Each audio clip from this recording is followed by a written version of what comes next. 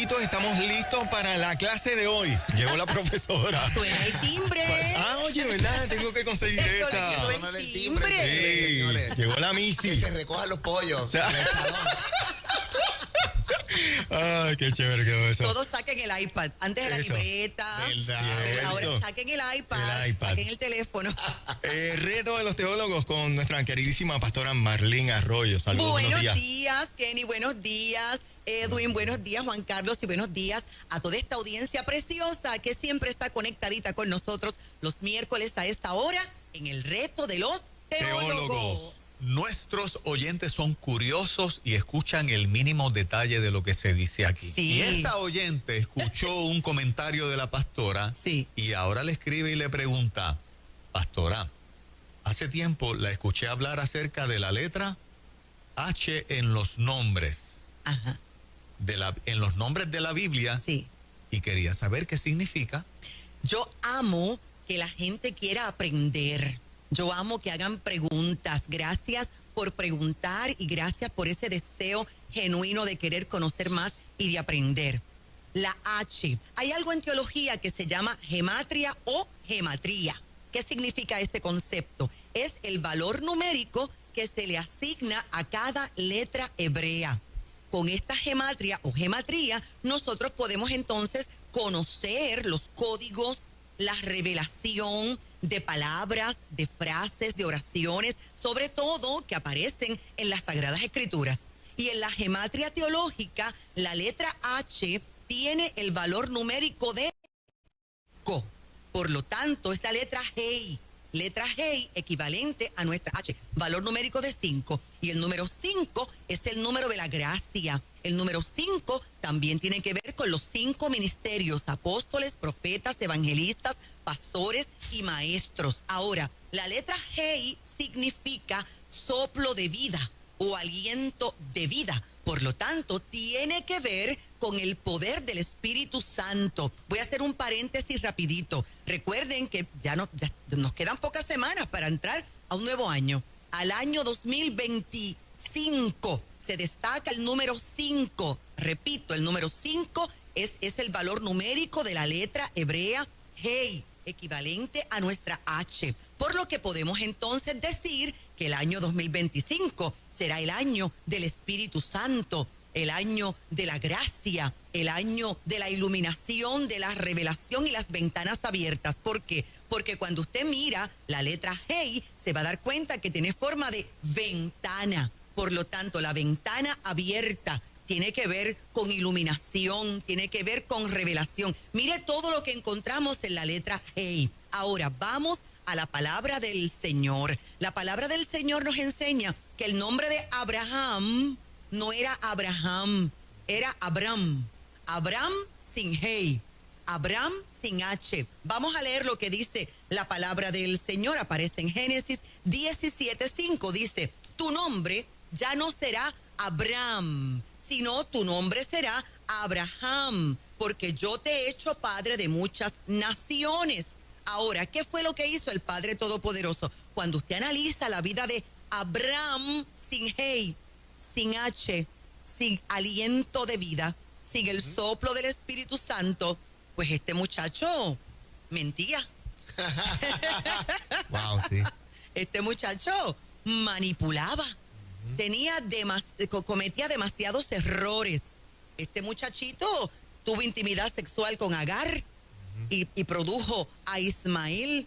Pero parece que el padre dijo: espérate un momentito, que yo voy a tomar de mi Hei, yo voy a tomar de mi espíritu, de mi aliento de vida, y lo voy a colocar en ti, y te voy a cambiar el nombre. Desde hoy ya no serás Abram, sino que serás Abraham con H. Y Abraham con H, ese es el padre de la fe. Abraham con H, ese es el que aparece como héroe de la fe allá en el pabellón de la fe de la carta a los hebreos. Pero con Abraham solamente no lo hizo también con su esposa, porque Sarai, aunque el significado de ese nombre, Edwin, Sarai es lindo. Qué risa. Porque Sarai es un nombre bonito, ¿verdad? Y princesa de Dios. Pero Sarai era tremendita también. Sarai también. Así que el padre tomó de su Hei, tomó de su aliento de vida, de su espíritu, de su H, y ahora ya no es Sarai. Ahora es Sara. Sara en español se escribe sin H, pero en inglés se escribe con H. Así que Sara con H, con aliento de vida. Y Sara con H también es la madre de la fe y también aparece en el pabellón de la fe de la carta a los hebreos como una heroína de la fe. Así que concluyo, los nombres son importantes. Usted va a ver a Jesús también cambiando nombres en la Biblia. Conocer el significado de cada letra hebrea y el significado de los nombres también es importantísimo. Pero la pregunta era sobre la H, la Hei, aliento de vida, Espíritu Santo de Dios. Aleluya. Ahí está. Interesante, sí. Interesante lo que es conocer, ¿verdad? Lo que puede hacer los nombres en la interpretación bíblica. Ay, sí. Pastora, hay una oyente, dice, le envía saludos por su cumpleaños, inclusive atrasada pero enviada. Gracias. Y dice, le escribo porque ayer surgió una discusión sobre de dónde era Jonás y la pregunta es, ¿cuál es la diferencia entre hebreo, judío e israelita? Así que son dos preguntas en una. Dos en una. La primera es, la respuesta es sumamente breve. Jonás nació en el siglo 9 antes de Cristo, por supuesto, y nació en Israel. ¿Qué encontramos en la historia? Que se cree que nació en la zona de Galilea, pero la Biblia también nos da luz al particular. En el segundo libro de Reyes, capítulo 14, versículo 25, dice la palabra: Jeroboam volvió a establecer las fronteras de Israel desde la entrada de Hamat hasta el mar de Arabá, tal como lo había anunciado el Señor, el Dios de Israel, por medio de su siervo Jonás, hijo de Amitai, profeta de Gat-Efer. Y Gat-Efer es un lugar, es la ciudad fronteriza con Zabulón. Y esta evidencia aparece en Josué capítulo 19, versos 10 al 13. Así que era israelita y se cree que su fallecimiento fue en Nínive. Ahora vamos a la segunda pregunta, que es la diferencia entre judío, hebreo e israelita. El judaísmo es una religión. Así que ser judío significa ser parte de la religión judía. No todo israelita es judío, repito, porque el judaísmo es una religión. Cuando Jesús vino, la Biblia dice, a lo suyo vino, y los suyos no le recibieron. Y está hablando que él vino primero a los de su oficio. Ajá. Él vino primero a los maestros, a los fariseos, a los doctores de la ley, a los escribas de Israel, el judaísmo. Esto es una religión. Ahora, ser hebreo. Hebreo significa el que cruza. Y ser hebreo significa que puedes ser israelita, pero ya cruzaste. No solamente cruzaste a la tierra prometida, no solamente cruzaste geográficamente, sino que también aquí se ha cruzado de forma espiritual. Te explico. En la palabra del Señor, el apóstol Pablo le escribió una carta a los hebreos, no a los judíos, a los hebreos. ¿Quiénes eran los hebreos? Los que habían creído en Jesucristo, aquellos que lo habían recibido como su único Señor y Salvador. Y mira esto, Edwin y Kenny, audiencia preciosa. En esa carta a los hebreos, que repito por tercera vez, allá aparece el pabellón de la fe. Ajá. Pero en Hebreos 12, el apóstol Pablo le da un consejo magistral a los hebreos. ¿Por qué? Porque el hebreo había aceptado a Jesús como Señor y Salvador, pero el problema es que estaban entre los judíos. Ajá. Y repito, el judaísmo es una religión. Sí. Y el judaísmo te cree en Yahweh, en Jehová, Dios Todopoderoso, pero no te cree en Jesucristo como Señor y Salvador, como Dios, como el Verbo que goza de la misma naturaleza del Padre Eterno. Así que allí el carnicero, judío, el panadero, judío, la familia, judía, y allí estaban los hebreos juntamente con ellos, recibiendo rechazo y recibiendo persecución por haber abrazado la fe de Jesucristo. Estaban muchos de ellos casi a punto de claudicar, casi a punto de renunciar a la fe de tanta presión. Y es entonces cuando el apóstol Pablo le envía una carta a los hebreos, que te la quiero leer rapidito. Escucha, porque esto nos beneficia a todos, por eso está en la Biblia. Dice Hebreos 12, 1 al 4, por tanto, nosotros también, teniendo en derredor nuestro tan grande nube de testigos, despojémonos de todo peso y del pecado que nos asedia y corramos con paciencia la carrera que tenemos por delante, puestos los ojos en Jesús, el autor y consumador de la fe, el cual por el gozo puesto delante de él sufrió la cruz, menospreciando el oprobio, y se sentó a la diestra del trono de Dios. Considerad aquel que sufrió tal contradicción de pecadores contra sí mismo, para que vuestro ánimo no se canse hasta desmayar. Y termino con el 4, porque aún no habéis resistido hasta la sangre, combatiendo contra el pecado. Estaban a punto de claudicar y Pablo le envía esta carta. Aquí le dice, sigan corriendo. Ustedes tienen alrededor una gran nube de testigos. Tienen que seguir corriendo. La gran nube de testigos se puede interpretar de diversas maneras, pero escúchame bien. En la historia aparece que cuando se corrían las carreras en las pistas, ahora las pistas son abiertas y el atleta puede ver el que corre al lado, pero en este tiempo histórico no, eran como paredes. Cada cual tenía que competir consigo mismo sin ver la carrera del que está al lado, enfocadito en la meta. ¿Y cómo se inspiraba a ese corredor? Se le colocaban como las esfinges en las paredes de atletas que habían corrido antes por ese mismo carril, en esa misma carrera, y habían vencido. Y a esas figuras se le llamaba gran nube de testigos. ¿Qué sabiduría la del apóstol Pablo? Nos dice, corran su carrera personal sin estar mirando la carrera del que está al lado suyo. Y sepan que esa misma carrera la corrieron personas antes que ustedes y ellos tuvieron la victoria. Si ellos la tuvieron, ustedes también inspírense porque ustedes también la van a tener. Lo pueden lograr. Pero aquí la palabra carrera es agonía. Así que el apóstol Pablo le está diciendo, aprende a sufrir. Aprende a agonizar por esta causa. Porque a sufrir se aprende. No todo el mundo sabe sufrir. No todo el mundo sabe agonizar por la causa. Y luego le dice, ¿cómo tú vas a correr la carrera? Libérate, que el pecado está cerca, está asediando, está a la puerta. Despójate de la carga y olvídate, rechaza el pecado que te asedia. Corre con paciencia. ¿Cómo? Con la mirada puesta en Jesús, el autor. Y autor significa el que lo hizo primero. Y luego dice, consumador de la fe. Autor, el que lo hizo primero y el que consuma la fe. Y dice, el cual por el gozo puesto delante de él sufrió. ¿Ves que tienes que aprender a sufrir? Porque hay gozo en medio del sufrimiento. Hay alegría, hay placer en medio del sufrimiento. Menosprecia el oprobio. ¿Qué significa eso? No le des tanta importancia a la ofensa. No le des tanta importancia al oprobio, al ataque, a la vergüenza. Paréntesis, tú sabes lo que yo siempre digo, Kenny, Edwin, audiencia. A los cuervos no se le puede alimentar. A las serpientes no se le puede dar comida.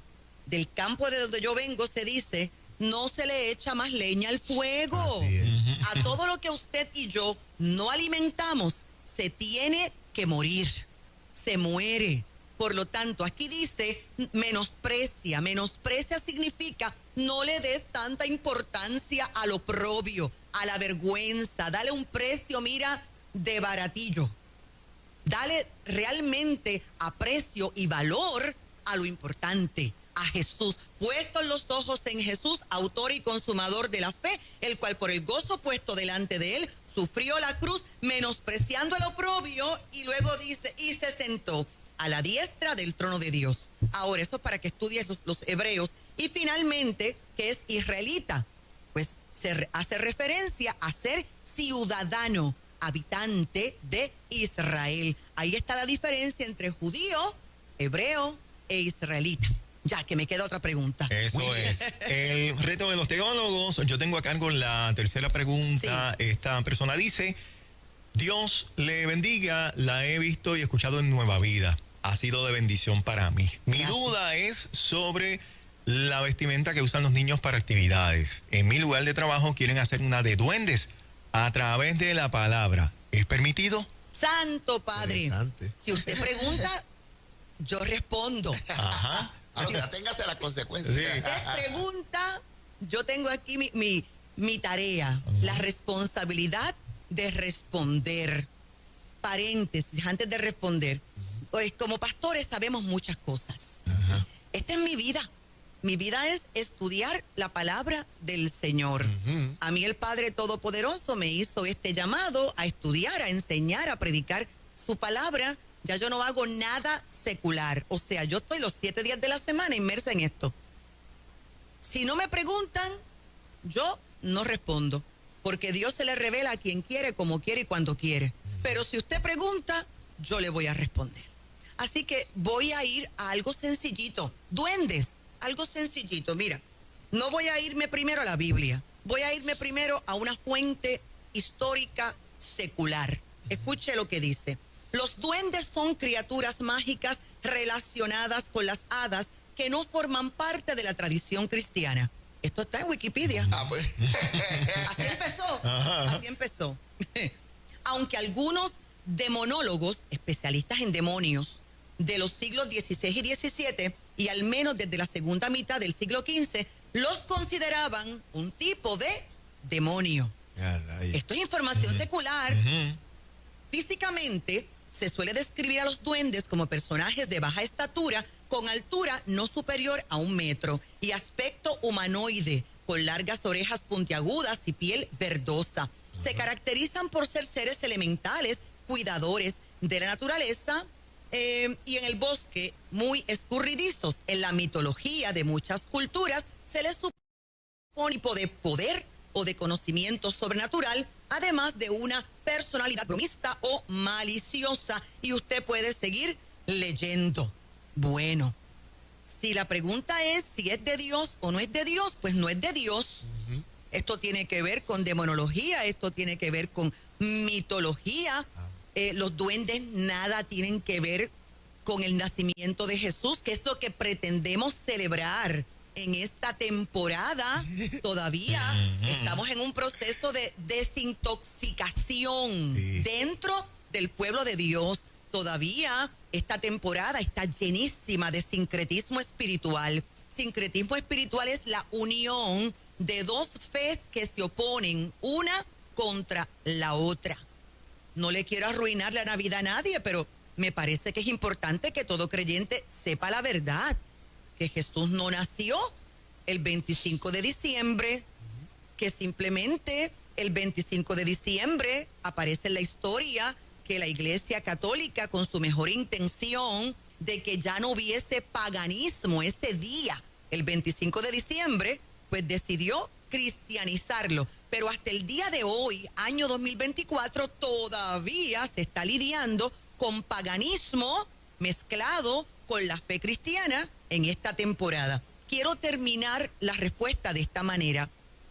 Paréntesis, un último paréntesis. Si usted tiene dudas, el Espíritu Santo está hablándole a usted. Y del campo de donde yo vengo, se me enseñó, si tienes dudas, saluda. Ante la duda, saluda. Yo con dudas simplemente no lo hago. Muy bien. Ahora, Satanás es real. Los demonios son reales. Y esto no se debe tomar a la ligera.